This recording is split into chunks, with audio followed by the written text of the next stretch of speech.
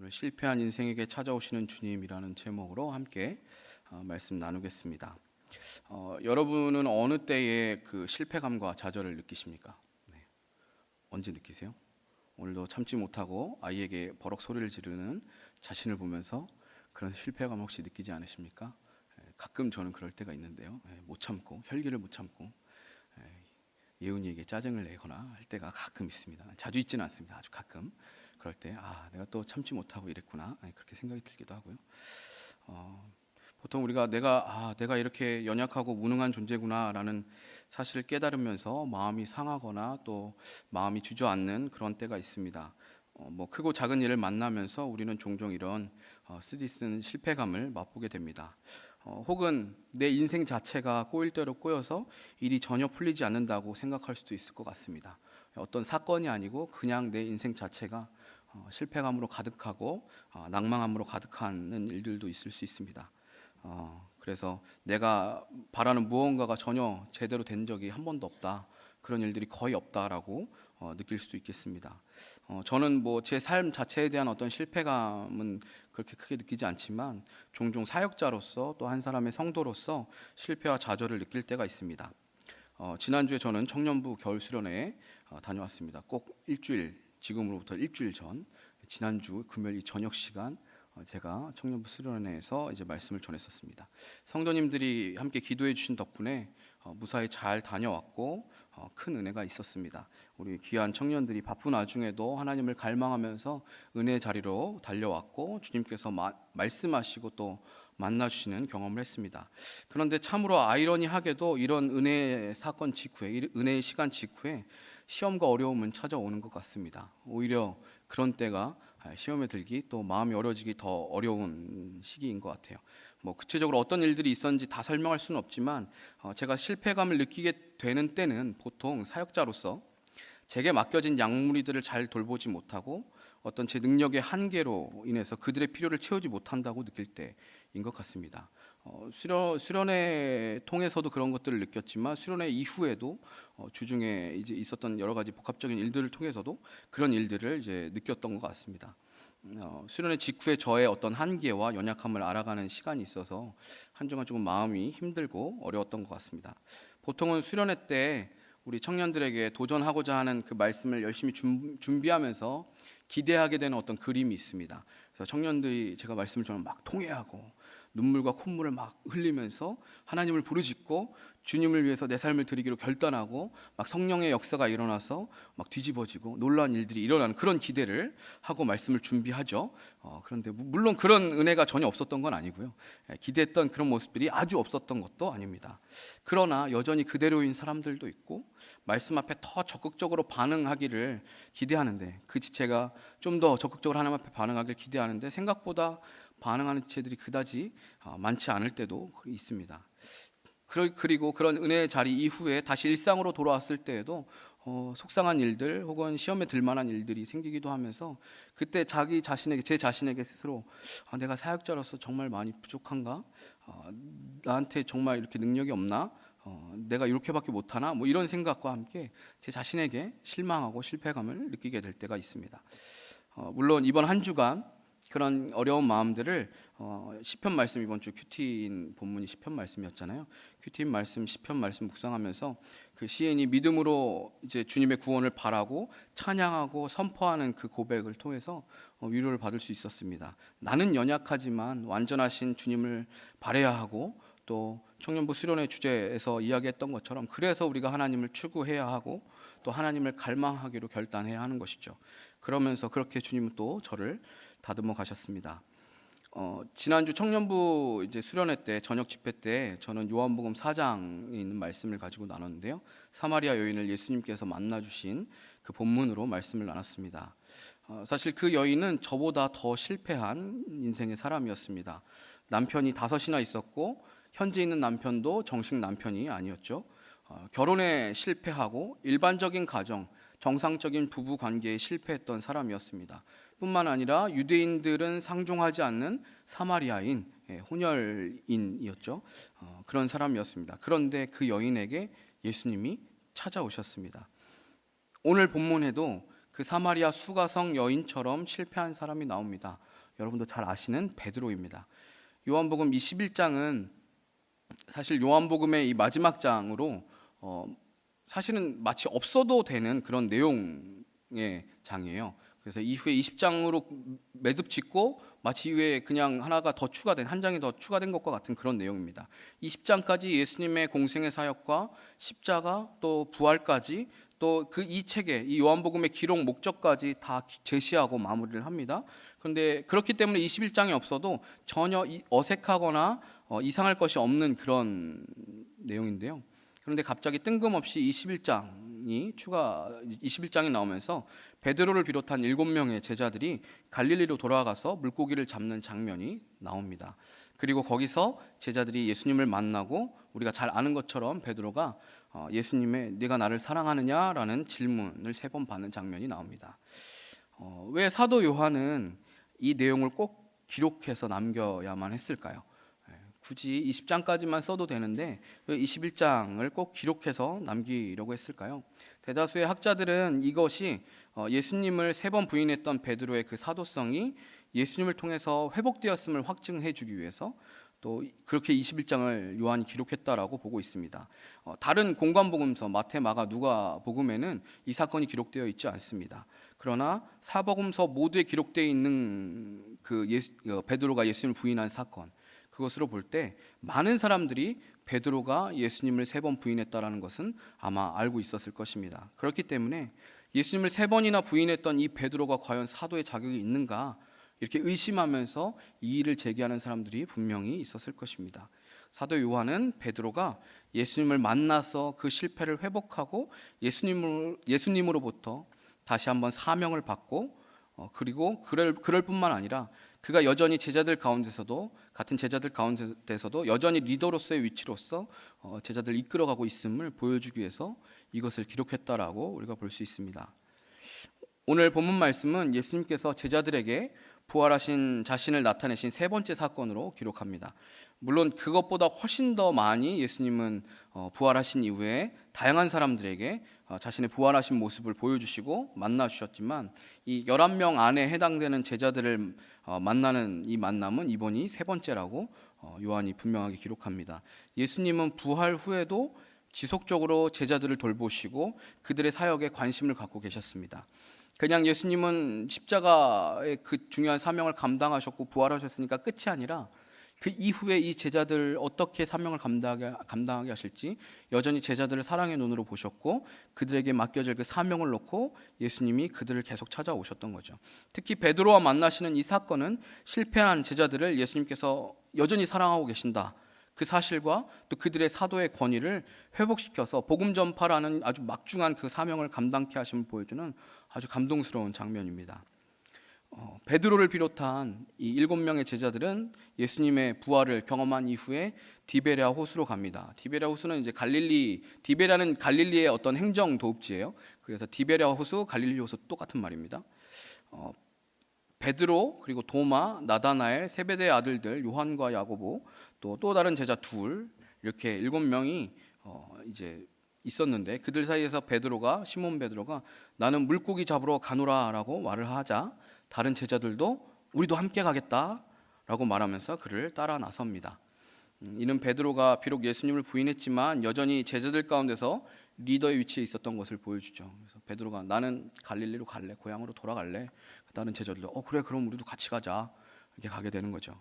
근데 이 장면이 우리가 좀 자칫하면 이 장면을 보고 베드로와 제자들이 자신의 사명을 예수님이 부활하셨다는 것을 증거하고 예수 그리스도의 복음을 전하는 그 사명을 버리고 예수님 만나기 이전으로 되돌아가는 어떤 행동으로 오해할 수가 있는데요. 언뜻 보기에는 그렇게 보이는 것 같지만 이미 앞장에서 이 제자들은 예수님이 부활하신 것을 목격했고 경험했습니다. 그런데도 불구하고 그들이 사명을 포기하고 옛 어부의 삶으로 돌아갔다라고 볼 수는 없습니다.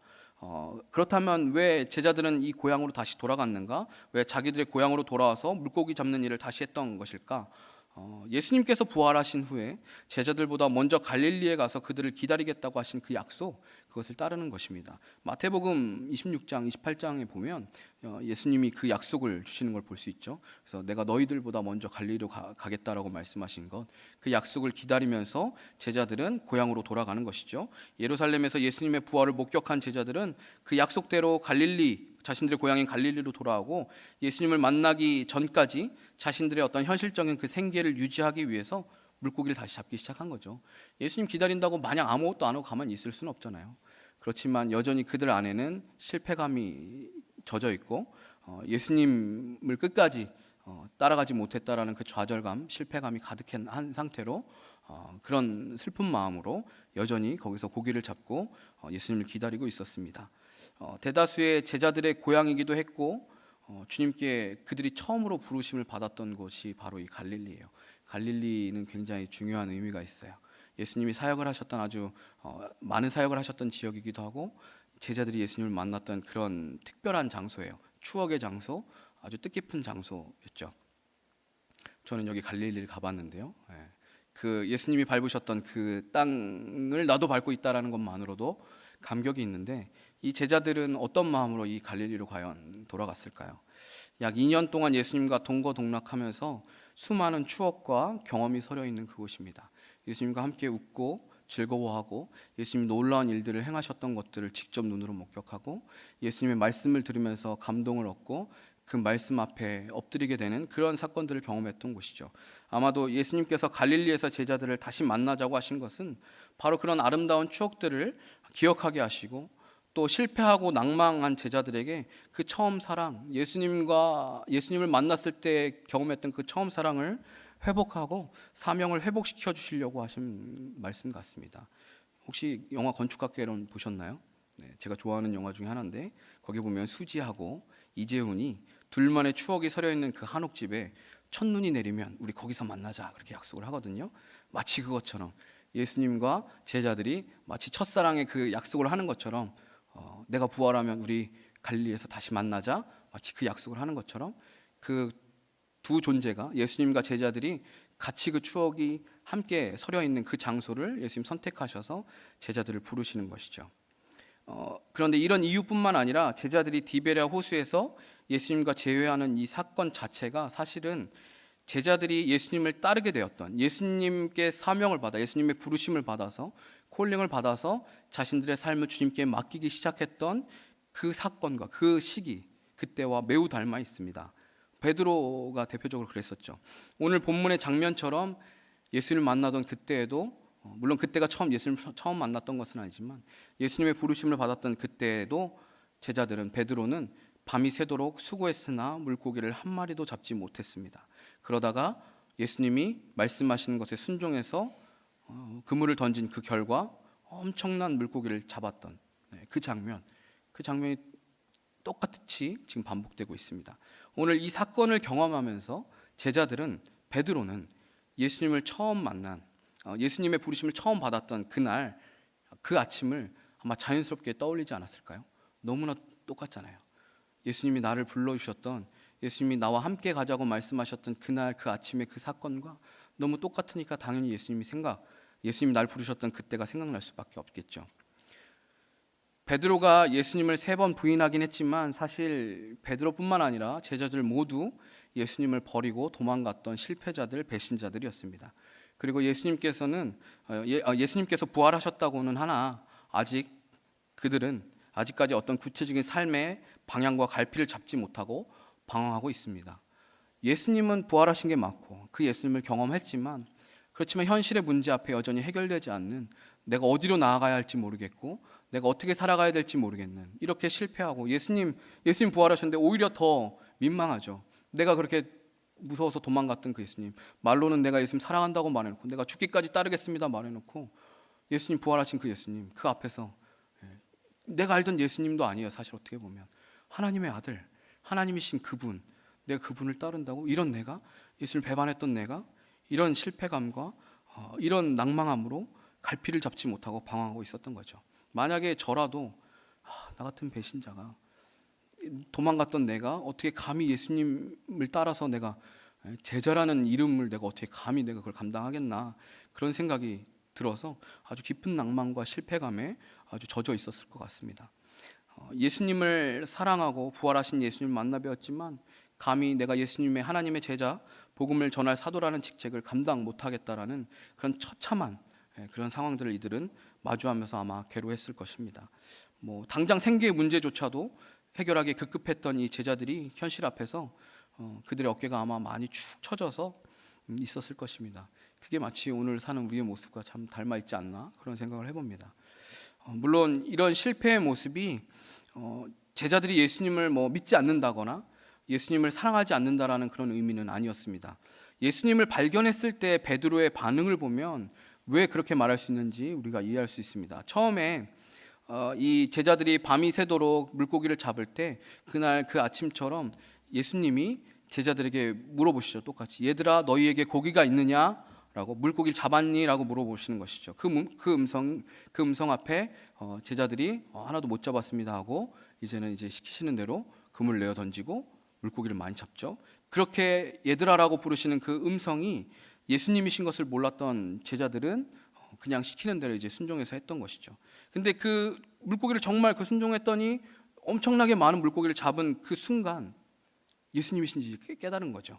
그 전까지는 모르고 있다가 아마도 처음 예수님을 만났을 때와 동일한 사건이니까 그때도 말씀에 순종했을 때 이런 놀라운 기적을 경험했는데, 이렇게 물고기 많이 잡는 일들을 내가 경험했는데, 그게 퍼뜩 떠오르면서 아마 제자 요한은 지금 이 말을 했던 이 그물을 배 오른편에 던져라라고 말을 한 이분이 예수님이시구나라는 것을 바로 직감적으로 깨달았던 것 같습니다. 그래서 이 요한이 베드로에게 주님이시다라고 이야기하죠. 예수님의 부활 소식을 듣고 무덤에 찾아갔을 때처럼 예수님이 오셨다라는 그 소식에 가장 먼저 반응한 사람이 여기서도 베드로였습니다. 무덤에도 먼저 도착한 것은 요한이었지만 그 안을 들어가서 들여다본 것은 베드로였던 것처럼 주님이신 것을 가장 먼저 발견하고 알아챈 사람은 요한이었지만 가장 먼저 예수님한테 달려갔던 사람은 역시나 여기서 베드로였습니다. 7절 본문은 시몬 베드로가 벗고 있다가 주님이라는 말을 듣고 겉옷을 두른 후에 바다로 뛰어내렸다라고 번역을 하는데요. 이 본문을 헬라어 원문 그대로 직역을 하면 그 번역의 순서가, 그 말의 순서가 그가 그의 옷을 걸쳤다, 왜냐하면 그가 벗고 있었기 때문이다 라는 말이 돼요. 이 말은 뭐냐면 그가 겉옷을 걸쳤다라는 말을 강조하는 거예요. 그 말의 어순을 지금 이것을 앞으로 갖고 오면서 베드로가 그의 겉옷을 걸쳤다라는 것을 강조해요. 베드로가 아주 황급히 겉옷을 걸쳐 입었음을 묘사하기 위해서 이렇게 표현을 하는 거죠. 그만큼 베드로는 예수님을 기다리고 있었다라는 거예요. 예수님을 만나기를 간절히 사모하고 있었다는 거예요. 여전히 예수님을 만나고 싶어 했다는 거예요. 실패했지만, 예수님을 부인했지만 여전히 예수님 만나고 싶어 했던 거죠. 그러니까 예수님이라는 말을 듣자마자 겉옷을 걸쳐 입고 바다로 뛰어드는 것입니다. 만약에 베드로가 예수님을 사랑하지 않았다면 이런 반응을 할 수 없죠. 실패한 제자들을 만나러 오신 예수님이 거기에 계신다라는 소리를 들은 베드로는 육지와 바다의 거리가 그리 먼 거리가 아닌데도 불구하고 배보다 먼저 뛰어가서 예수님을 만나기 위해서 그 바다로 뛰어든 것입니다. 그리고 그 제자들을 맞이하시는 예수님이 계신 그 자리를 가보니까 예수님 육지에서 제자들을 위한 아침 식사를 준비해 놓고 계셨습니다. 9절 말씀해 보시면 숯불이 있다고 기록되어 있는데, 이 숯불은 베드로가 예수님을 부인한 사건의 모티브가 되는 소재예요.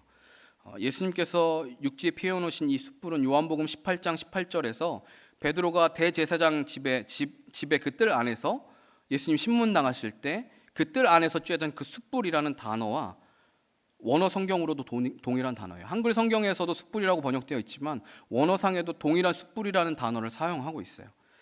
이 저자인 요한은 의도적으로 그 숯불이라는 동일한 단어를 기록하면서 베드로의 실패, 예수님을 부인했던 그 장면을 독자들이 오버랩되어서 떠오르게 지금 일부러 기록하고 있는 거예요. 당사자인 베드로 또한 자신이 예수님 배반했던 그날, 예수님 배신했던 그날 그 물 위로 육지로 뛰어왔을 때 거기 그 앞에 숯불이 피어 있는 것을 보면서 그날 내가 예수님을 부인했던 그날 그 장면이 아마 떠오르지 않았을까요? 그런데 예수님은 그렇게 육지로 올라온 제자들을 바라보시고 어떤 한마디 책망을 하시거나 정죄하는 말을 하시지 않으시고 여전히 그들을 사랑으로 대해주십니다. 그들에게 아침을 차려주시죠. 이게 우리 속담에서 말하는 미운 놈 떡 하나 더 주고 뭐 잘 먹인다 이런 의미가 아니라 정말 예수님의 사랑이 담겨 있고 예수님 제자들을 돌보고자 하시는 그 마음이 담겨 있는 것이죠. 제자들은 주님이신 줄 알기에 감히 당신이 누구냐고 묻는 이가 없었다라고 기록을 합니다. 주님을 배웠지만 입이 10개라도 감히 주님 앞에 할 말이 없는 거죠.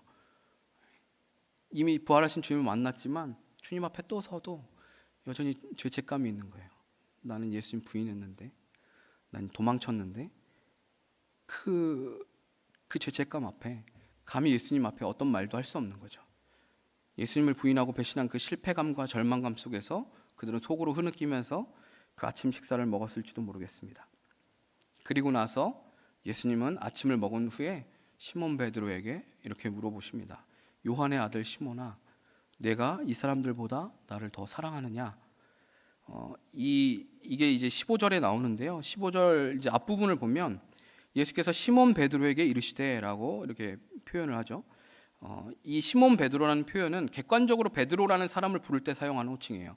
그리고 반면에 예수님께서 직접 구두로 사용하신 요한의 아들 시몬아라는 표현은 베드로보다 높은 위치에 있는 사람이 그에 대한 어떤 사랑, 애정의 마음을 가지고 부르는 아주 따뜻한 호칭이에요. 그러니까 앞에 있는 단어는 신요손 목사 뭐 이런 표현이라면 뒤에 예수님이 부르시는 그 부르심은 사랑하는 요소바 이렇게 부르시는 그런 느낌, 그런 차이라는 것이죠.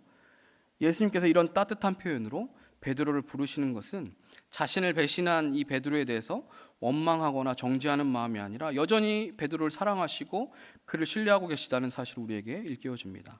또한 이 표현은 예수님께서 베드로를 사람을 낚는 어부로 부르셨을 때, 그때 그를 처음 부르셨을 때 그 호칭과 동일해요. 그때도 베드로에게 요한의 아들 시몬아라고 부르세요. 예수님이 베드로라는 이름을 주시잖아요. 근데 그 베드로라고 부르시지 않으시고 그 처음에 예수님이 베드로를 제자로 부르실 때 그 호칭 요한의 아들 시몬아라고 똑같이 부르십니다. 예수님의 이 부름을 듣고 베드로는 예수님이 자신을 제자로 부르셨을 때 그 첫 사명이, 그 첫사랑의 자리가 생각나지 않았을까요? 그리고 예수님은 베드로에게 내가 나를 사랑하느냐? 라고 물으십니다. 이게 이제 3번 물어보시는데 표현의 차이가 조금씩 있습니다. 원어상 예수님이 사용하신 단어 선택이 앞에 2번과 3번째가 다르고 베드로의 대답에 대한 예수님의 말도 내 어린 양을 먹이라, 그리고 내 양을 치라, 내 양을 먹이라 라고 해서 조금씩 다르죠. 그 차이와 이유에 대해서는 뭐 의견이 분분해요. 그리고 굳이 여기서 제가 다루고자 하는 주제는 아니고요. 그런데 여기서 중요한 건 무엇이냐면 예수님이 왜 그런 단어를 선택하셨느냐가 아니라 예수님이 같은 질문을 3번 반복해서 물으셨다는 거예요. 베드로에게 똑같은 질문을 3번 반복해서 물어보세요. 저는 이 장면이 마치 베드로가 예수님을 3번 부인했던 그 3번, 그 각 횟수를 내가 나를 사랑하느냐라는 질문에 대한 대답으로 하나씩 지워주시는 것 같은 그 상처를, 그 남아있는 상처를 예수님이 하나씩 지워주시는 것 같다라는 인상을 받았어요. 실패감에 낭망한 제자에게 더 이상 그건 기억할 필요 없다라는 듯이 동일하게 3번 예수님을 향한 베드로의 사랑을 확인하시고 그 상처를 어루만져 주시는 것입니다. 베드로는 예수님을 부인한 자신의 실패가 얼마나 큰 상처였을까요? 예수님을 부인하고 예수를 모른다 했고, 물론 그는 예수님을 사랑하는 마음이 있었어요. 하지만 내가 너 예수를 따른 자지 하면서 물어봤을 때 그 두려움 때문에 나도 잡혀서 죽을까 봐, 나도 예수님처럼 저렇게 두드려 맞을까 봐, 그 두려운 마음에 그 예수님을 모른 척하고 배신했던 그때 그 실패, 호언장담하고 나는 죽을지라도 주님 따르겠습니다 말해놓고 그렇게 실패했을 때 그 실패와 그 상처가 얼마나 컸을까요? 아마 이때 예수님이 상처를 치유 주셨어도 그 기억은 아마 평생 잊지 않았을 거예요. 그 큰 상처였었는데 예수님은 오셔서 그 상처를 어루만져 주십니다. 그리고 나서 그에게 사명을 다시 주시는 거예요. 그의 실패와 그의 낭망한 마음을, 그의 상처를 예수님이 치유하시고 어루만지시고 그 이후에 너 예전에 나 만났을 때, 처음 만났을 때 그 사명 내가 다시 줄게. 그렇게 다시 사명을 주십니다. 동시에 예수님이 그를 얼마나 사랑하시는지를 지금 깨닫게 하시는 것이죠. 장차 베드로가 하나님 나라 복음을 확장시키는 사도로 쓰임 받을 것은 예수님 아셨기 때문에 이 질문을 통해서 그를 회복시키시고 사명도 회복시키시고 사도로서의 자격도 회복시켜 주신 것입니다. 그리고 이것은 동시에 사도로서의 사명을 감당하기 위해서는 그가 갖고 있는 어떤 능력이나 공로가 아니라 예수님의 사랑에 반응하고 그분께 내 사랑을 내어드리는 것, 그것이 사실은 전부다라는 것을 보여주는 것이죠. 지금 이 예수님이 베드로에게 물어보시고 대답하고 하는 이 가운데 이 본문 시대가 현재형이에요. 현재형. 예수님께서 베드로에게 물으시는 사랑에 대한 질문은 과거를 추궁하는 어떤 너 날 사랑하기는 했었니? 이런 과거형이 아니고 또 앞으로 어떻게 사랑할 건지를 묻는 미래형의 날 사랑하긴 할 거니? 이런 질문이 아니었습니다. 예수님께서는 베드로에게 확인하기 원하셨던 게 바로 지금 여전히 내가 나를 사랑하느냐. 현재, 지금. 과거에 네가 나를 배신했던 거 그게 아니고 지금 네가 나를 사랑하느냐. 예수님 지금 이것을 물어보기를 원하시고 확인받기를 원하셨어요. 과거에는 내가 나를 배신하고 부인했지만 그래서 미래에 날 온전히 사랑할 수 있을지 없을지 자신이 없겠지만 중요한 건 지금. 그럼에도 네가 지금 여전히 나를 사랑하느냐. 예수님 이걸 묻고 계시는 것입니다. 예수님의 이 질문 앞에 비록 베드로가 이 동일한 질문을 3번 받으니까 근심하면서 대답했다고 기록해요. 베드로가 근심했던 거는 아마 분명히 예수님 3번 물어봤기 때문에 근심했을 거예요. 내가 3번 했던 그것, 예수님이 떠오를 만한 그 질문을 이제 질문하시니까 그 상처가 다시 올라오면서 근심하게 되는 것이죠. 그런데 베드로는 그럼에도 주님을 사랑한다고 대답했습니다. 주님 당신이 아십니다. 내가 주님 사랑하는 줄을 주님께서 아시나이다라고 대답을 합니다. 예수님이 물으실 때 베드로는 감히 내가 주님을 사랑한다고도 또 사랑하지 않는다라고도 말할 수 없는 거죠. 그 대답은 내가 주님을 사랑하긴 사랑하지만 내 능력으로는 절대 주님을 사랑할 수 없습니다. 내 능력으로는 절대 주님 따라갈 수 없습니다. 하는 그 고백을 담은 이야기인 것이죠.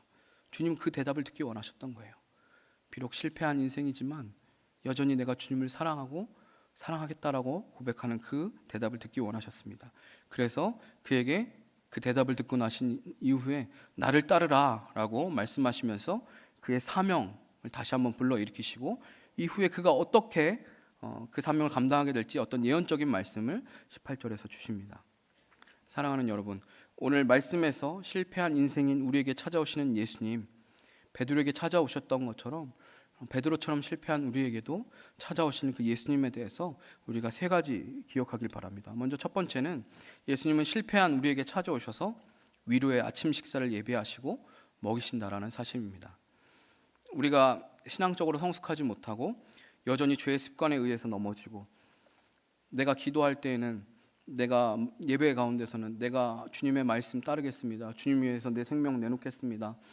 내가 주님을 위해서 모든 것을 다 드리겠습니다. 이렇게 말해놓고 사실 현실적인 문제 앞에서 우리는 또 넘어지고 실패하고 주님을 선택하기보다 내 유익을, 내 육신의 즐거움을 선택하는 것이 우리 자신의 모습입니다. 그것을 보면서 그것을 여전히 우리가 경험하면서 실패하고 좌절하고 자책하지만 그런 우리를 보시고 예수님은 정죄하거나 판단하시는 게 아니라 우리를 여전히 사랑하셔서 위로하십니다. 현실적인 문제도 마찬가지예요. 나의 가정이 깨어지고 내가 학교 진학에 실패하고 좋은 직장을 얻지 못하고 세상에서 낙오자처럼 실패자처럼 비참하고 보잘것없는 인생을 산다고 할지라도 예수님은 그런 우리를 보시면서 야, 너랑은 도저히 숨 안 맞아서 못 있겠다 이렇게 말씀하시는 게 아니라 우리를 피하고 모른 척 하시는 게 아니라 오히려 조용히 다가오셔서 아무 말씀하지 않으시고 따뜻한 아침 식사를 준비하시고 우리를 먹이시는 분이시라는 것이죠. 사실 따지고 보면 위로를 받으셔야 되는 분은 예수님이세요. 우리가 오히려 예수님을 위로해 드리는 게 어떻게 보면 인간적인 생각으로는 그게 너무나 더 당연한 거예요. 우리의 죄를 대신해서 예수님 홀로 십자가를 지셨어요. 그 무거운 사명을 혼자 감당하셨어요. 제자들은 다 도망갔어요. 누가 위로를 받아야 됩니까? 우리가 주님을 위로해 드려도 모자랄 텐데 주님은 오히려 먼저 우리를 찾아오셔서 용서해 주시고 용서한다는 말도 안 하셨어요. 그냥 평상시처럼 똑같이 그들을 사랑으로 대해 주셨어요. 그리고 위로해 주십니다. 우리도 제자들처럼 예수님을 실망시켜드리고 예수님을 부인하는 것과 별반 다를 바 없는 죄를 짓습니다. 우리의 인생 가운데, 우리의 삶 가운데 여전히 주님 얼굴 뵙기가 너무나 부끄러운 그런 죄를 짓고 똑같은 죄를 또 짓고 또 넘어지고, 예수님이 날 위해 십자가를 지셨는데도 그 은혜에 감사하면서 살기보다는, 그래서 주님을 위해서 살기보다는 오히려 내가 없음을 가지고 주님을 원망하고 주님의 말씀 앞에 순종하지 못하는 게 우리의 모습입니다. 우리가 또 주님을 배반해도 주님은 그럼에도 우리에게 사랑의 음성으로 다가오시고 위로하신다는 사실을 기억하시기 바랍니다. 이 말은 우리의 연약함이나 우리가 짓는 그 죄, 우리가 연약해서 짓는 그 죄, 우리의 실수가 정당화된다는 것이 아닙니다.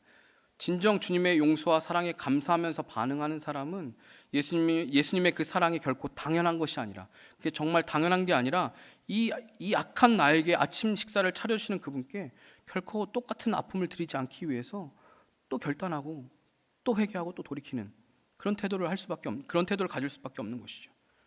때론 주님이 매를 들어서 우리를 경책하기도 하시고 징계를 통해서 돌이키기도 하시지만, 그것은 우리가 아주 악한 길로 돌아서서 완전히 주님으로부터 돌아서서 거의 악의 적끝까지 갔을 때 하나님께서 기다리신 끝에 사용하시는 방식이시죠. 그러나 우리의 실수, 우리의 연약함 때문에 우리가 저지르는 실수, 우리의 실패에 대해서 예수님은 정죄하시지 않으시고 그것을 판단하시는 것이 아니라, 그때 예수님은 우리를 사랑으로 감싸 안으시는 분이시라는 그 사실을 믿으시기 바랍니다. 내가 실패하여 넘어졌을 때 나도 나조차를 용납할 수 없고 용서할 수 없는 그런 절망과 슬픔에 일어날 힘조차 없을 때, 그때 나에게 다가오셔서 위로의 아침 식사를 먹이시는 그 주님을 바라보시기 바랍니다. 두 번째로 기억해야 될 것은, 예수님은 실패한 인생에게 찾아오셔서 책망하지 않으시고 주님을 향한 사랑을 확인하신다라는 것입니다. 만약에 제가 예수님이라면 베드로에게 너 왜 그랬니? 너 도대체 왜 그랬니? 내가 너한테 네가 나를 3번 부인할 거라고 말했잖아. 그때 네가 말이라도 절대 아니라고 하지 않았으면 아마 네가 덜 미웠을 거야. 근데 결국 이게 뭐니? 네가 말이라도 그렇게 안 했으면 밉지라도 않았지. 만약에 저였으면 그렇게 얘기했을 것 같아요. 그런데 예수님은 마치 그의 실수를 씻어주시고 지워주시려는 듯이 그에게 동일하게 3번 물어보시면서 내가 나를 사랑하느냐? 이 질문만 물어보세요. 앞에서도 말씀드렸지만 베드로가 예수님을 3번 부인했지만 그것이 베드로가 예수님을 사랑하지 않는다라는 의미가 아닙니다. 그가 예수님을 믿지 않는다라는 의미가 아닙니다. 베드로는 연약하고 불완전한 존재이기 때문에 실패하고 넘어진 거예요. 그때만큼은 베드로는 진심이었어요. 예수님을 사랑하고 나는 죽기까지 예수님 따를 거예요 라고, 그건 진심이었어요. 근데 죽음의 두려움 앞에 나도 죽을 수 있다는 그 현실을 마주했을 때 실패하는 거예요. 또 넘어지는 거예요. 그런 베드로를 예수님이 한심스럽게 보시고 책임을 추궁하신 것이 아니라, 너 그렇게 말해놓고 왜 안 지켜? 이렇게 책임을 추궁하신 게 아니라, 주님은 그가 여전히 주님을 사랑하고 있는지 확인하시는 거예요. 너 날 사랑하니? 그래, 그럼 그걸로 됐어. 우리의 신앙생활에서 가장 중요한 것이 바로 여기서 나타나는 거예요. 우리는 베드로처럼 또 실패하고 넘어질 거예요. 우리도 베드로처럼 내가 죽기까지 주님 따르겠습니다, 백날 우리가 결심하고 결단해도 우리는 또 넘어질 거예요. 그런 우리를 사탄은 아마 참소하면서 비웃을 것이고, 주변에 믿지 않는 사람들도 그런 우리의 삶의 모습을 보면서 저것도 예수 믿는 거라고, 쪽팔리지도 않나, 이렇게 조롱할 거예요.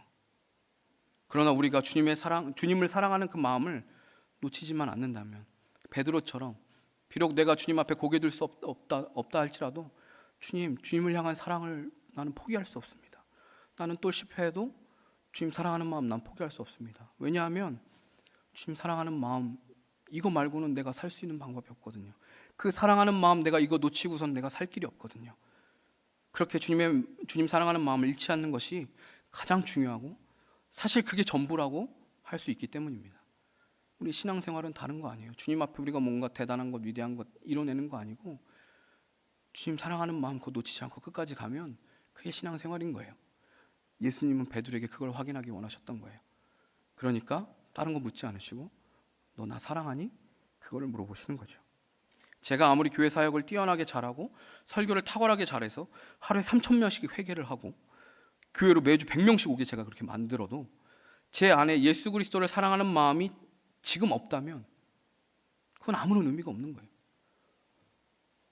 제가 탁월한 설교를 해서, 제가 전도를 굉장히 잘하고 사람들을 잘 마음을 움직여서 그렇게 수많은 사람들이 우리 교회로 와도 제가 예수님 사랑하는 마음 없으면 그거는 아무것도 아닌 거죠. 그러나 시골 총구석에서 할아버지 할머니 10분 모셔놓고 사역하는 그 개척교회 목사님이라고 할지라도 예수님을 사랑하는 마음이 너무 뜨거워서 경제적으로 힘들고 상황적으로 힘들어도 기꺼이 그 10명 붙들고 그 사역을 감당하는 그 목회자는 그 사람 세상에서 가장 훌륭한 목회자인 거예요. 우리가 보기엔 초라해도. 왜냐? 주님을 사랑하는 마음이 있는 사람이기 때문에. 여러분도 마찬가지입니다.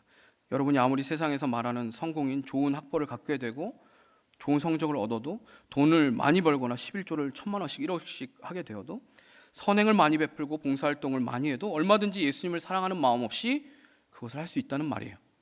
얼마든지 그게 없어도, 예수님 사랑하는 마음 없어도 얼마든지 그렇게 할 수 있어요. 교양으로 할 수 있고 도덕적 어떤 기준이 높아서 그렇게 할 수 있고 얼마든지 사람의 눈을 속이면서도 그렇게 할 수 있습니다. 말씀을 1년에 10독을 하고 기도를 하루에 3시간, 4시간씩 해도 하나님을 사랑하는 마음이 없으면 그건 모두 내 의를 드러내기 위한 것이지 나를 자랑하기 위해서 하는 것이지 주님을 사랑하는 것과는 아무런 상관이 없다라는 거예요. 바리새인들이 그런 사람들이었잖아요. 율법으로는 완벽하지만 하나님을 사랑하는 마음이 없어요. 그러니까 예수님이 나타나도 모르는 거예요. 하나님의 아들인지 모르는 거예요. 그 율법을 지키는 게 하나님을 사랑해서 지킨 게 아니라 온전히 다 자기들을 위한 거였거든요. 그러니까 그 자존심 건드린 말하는 예수님이 나를 사랑하는, 나를 위해서 이 땅에 오신 하나님의 아들이라는 게 아니라 내 상처를 건들고 내 자존심을 건드리는 나쁜 인간으로 보이는 거죠. 그러나 내가 비록 초라해도 실패했어도 오늘 또 베드로처럼 넘어져도 나를 찾아오시는 그 예수님의 사랑에 감격하며 감사하며 주님을 더 사랑하기로 작정하여 살아가는 사람은 밥을 먹어도 일을 해도 공부를 해도 보잘것없는 그 일을 하나를 해도 주님을 사랑하기 때문에 하게 되는 것입니다. 그렇게 작정해도 우리는 또 실수할 수 있지만 오순절 다락방 사건 이후에 베드로와 제자들이 실패한 인생에서 180도 바뀐 다른 사람이 된 것처럼 우리 안에 주님을 사랑하는 마음이 계속 불타오르면 주님을 사랑하는 그 마음을 우리가 놓치지 않으면 성령께서 그 불을 성령의 불로 바꾸셔서 처음에는 우리의 사랑의 그 불이지만 성령께서 그것을 성령의 불로 바꾸셔서 우리의 삶을 그 성령의 불로 태우실 것입니다. 우리가 그것을 기억하고 주님 사랑하는 마음을 놓치지 않게 되기를 바랍니다. 마지막 세 번째로 주님은 실패한 인생인 우리에게 다가오셔서 우리를 믿어주시며 당신의 영광스러운 사역을 맡겨주신다라는 것입니다. 실수투성이에 불과 얼마 전 예수님을 3번 모른다고 부인했던 베드로에게 예수님은 왜 내 양을 먹이라고, 내 양을 치라고 맡기셨을까요? 불과 얼마 전에 실패했어요. 베드로한테 맡기면 실패할 확률이 훨씬 커요. 내 양을 보호하기는커녕 양을 잃어버릴 확률이 더 높은 그런 사람이잖아요.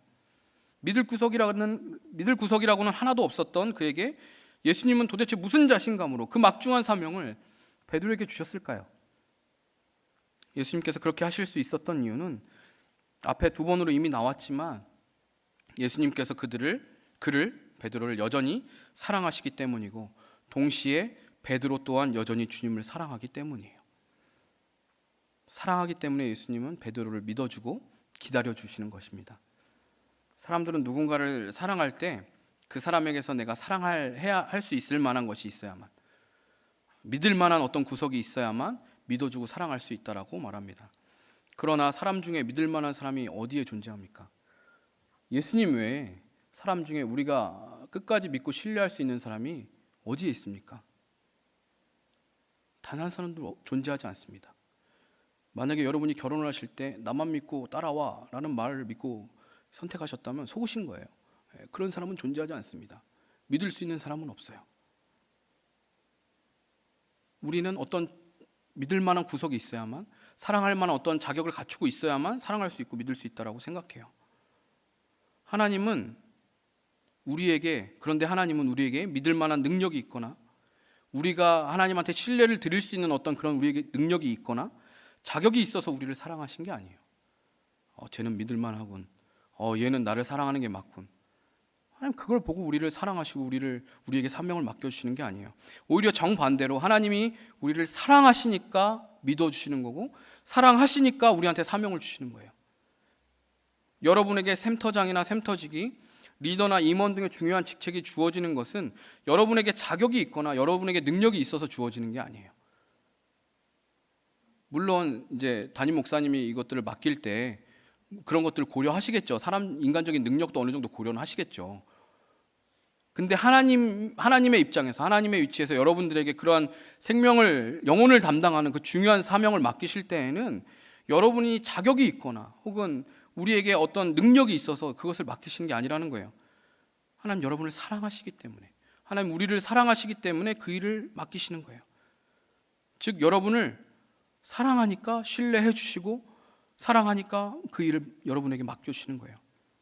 이 말을 그럼 부족한데도 내게 이걸 시키셨으니까 내가 잘 못해도, 내가 이거 다 말아먹어도 괜찮다라는 거죠. 책임 없죠? 이런 책임을 회피하는 핑계로 사용하면 안 되는 거예요. 이건 주님을 사랑하지 않는 사람이 하는 말이죠. 나의 자격 없음에도 나를 사랑으로 신뢰해 주시는 그 하나님의 사랑을 알면 죽기 살기로 최선을 다할 수밖에 없는 거예요. 이렇게 자격 없는 나를, 이렇게 무능력한 나를 사랑하셔서 나한테 이런 말도 안 되는 귀중한 사명을 나한테 맡기셨으면 난 죽기 살기로 해야 되는 거예요. 나 망해도 괜찮은 거죠. 하나님 나한테 맡겨놓은 거 내가 말아먹고 잘 못해도 괜찮죠? 그게 아닌 거예요. 하나님 나를 이렇게 사랑해 주신다고? 이렇게 자격 없는 나를 하나님 나를 신뢰해 주신다고? 그러면 죽기 살기로 할 수밖에 없는 거죠. 최선을 다해서 할 수밖에 없습니다. 그리고 그 사람은 그렇게 죽기 살기로 하면 결코 실패하거나 맡겨주신 일을 망칠 수가 없어요. 동시에 나는 능력이 없으니까 할 수 없습니다 라고도 할 수 없는 거예요. 왜냐하면 주님이 그런 나를 알고 맡기셨기 때문이에요. 하나님은 아세요. 우리가 능력 없는 걸 아세요. 우리에게 자격 없는 거 아시고 우리가 그걸 감당할 능력이 우리에게 없다라는 걸 아세요. 그런데도 하나님이 맡기셨어요. 그럼 이유가 있는 거잖아요. 하나님 분명한 이유가 있으세요. 우리가 주님을 향한 사랑만 놓치지 않고 그분의 말씀을 귀 기울여 들어서 따라간다면, 주님은 우리가 때로는 실패해도, 중간에 우리가 넘어져도 주님은 어떻게 해서든 우리를 일으키셔서, 실패한 넘어진 나라고 할지라도 주님은 회복시키셔서 당신의 사명을 감당하게 하실 거예요. 그렇기 때문에 우리는 주님이 맡겨주신 그 역할 앞에, 사명 앞에 나는 능력이 없어서 못합니다라고 말하지 않아요. 말하면 안 되는 거예요. 모세가 그 말할 때 하나님이 내가 하겠다고 말씀하시잖아요. 내가 너와 함께 하겠다고. 하나님이 함께 하시기 때문에 우리가 할 수 있는 거지, 우리의 능력으로 할 수 있는 게 아니거든요. 우리는 자꾸만 내 능력으로, 내 방법으로 할 수 있다고 생각하니까 그런 말들을 하는 거예요. 그런데 하나님이 우리에게 맡기셨기 때문에, 하나님이 우리를 이끄실 것이기 때문에 우리는 주님의 이 부르심 앞에 순종하며 따라가야 되는 것이죠. 사랑하는 여러분, 오늘 말씀은 어쩌면 제 자신에게 주시는 하나님 말씀인지도 모르겠습니다. 서두에 말씀드린 것처럼 요 근래 제가 느끼는 어떤 실패감과 실망감, 자책감에 대해서 디베랴 호수에서 제자들을 만나시고 베드로를 회복시키신 이 본문을 생각나게 하셨어요. 기도하면서 어디 본문을 금요일 날 나눌까요? 고민하는데 그게 생각나게 하시고 전할 수 있도록 하시면서 마치 이제 저한테 말씀하시는 것 같았어요. 우리는 베드로처럼 예수님을 죽기까지 따르겠다라고 말해놓고 3번 부인할 수 있는, 아니 이미 그런 실패를 경험한 사람들입니다. 우리의 인생 또한 누가 보더라도 실패하고 초라하고 부끄러운 상황일 수 있습니다. 그러나 예수님은 그런 우리에게 먼저 찾아오셔서 요한의 아들 시몬아 라고 부르시면서 내가 나를 사랑하느냐라고 물으시고, 여전히 지금 주님을 사랑한다라고 고백하며 다짐하는 우리에게 다시금 당신의 사명을 맡겨주십니다. 오늘 이 말씀 앞에 다시 한번 주님을 향한 사랑을 점검하고 우리의 삶을 드리기로 결단할 수 있기를 바랍니다. 말씀을 이제 마치고 영상을 하나 보여드릴 건데요. 재작년에 우리 교회 블레싱 행복 축제 그 하모니 때 마지막 날 오셨던 한웅재 목사님 있잖아요. 그분 꿈이 있는 자유라는 그 CCM 가수이신데 그 한웅재 목사님이 만든 찬양을 저는 굉장히 좋아해요. 근데 이분이 만든 찬양들 중에 소원 아시죠? 소원을 제일 좋아하고 그 다음에 좋아하는 게 행복한 낙유라는 찬양이 있어요. 그 찬양 좋아하고 세 번째로 좋아하는 게 지금 여러분한테 들려드릴 이 찬양이에요. 나를 찾은 이름이라는 제목의 찬양인데 부제가 베드로 이야기예요. 베드로의 그 인생을 찬양 한 곡에 녹여서 만들었는데 이 곡을 어떤 분이 그 선 오브 갓이라는 그 영화 있어요. 예수님의 생애를 다룬 그 영화를 마치 뮤직비디오처럼 이 찬양에 편집해서 이제 넣어서 그걸 만들어 놨어요. 그래서 지금 제가 오늘 이 말씀 같이 나누면서 그 예수님과 베드로 사이의 그 관계 안에서 베드로가 예수님 만나고 또 실패하고 다시 회복되는 그 과정을 좀 함축적으로 담고 있는데 한번 보면서 가사를 좀 묵상하시고 또 이 찬양은 여러분이 생소하기 때문에 찬양은 다른 건 할 건데 한번 이 찬양 좀 묵상하시고 가사를 한번 좀 잘 보시면 좋겠습니다. 좀 틀어주세요.